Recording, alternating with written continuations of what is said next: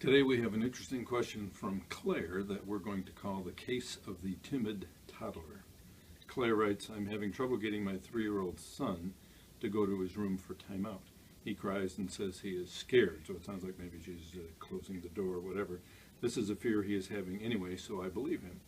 At bedtime he often says he is scared of the noise and the dark, and there are a lot of 3 and 4-year-olds that will start having fears like this during the day and also at night.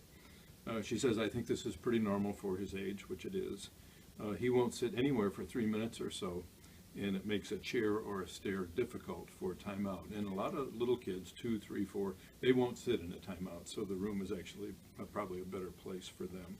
What would you suggest I do? I feel he's too young for the suggested timeout alternatives.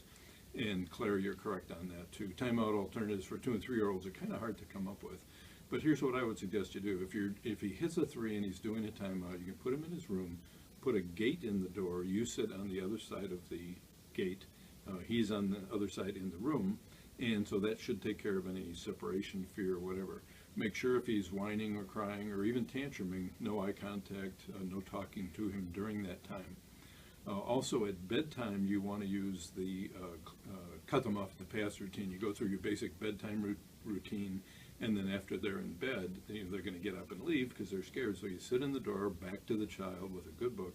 They get up, you put them back. They get up, you put them back. After a few times of that, if he doesn't go to bed, you just let him go to sleep on the floor. I did that with my son many years ago. So it's called Cut 'em Off at the Pass. It's in the book on the chapter on bedtime. So good question and good luck.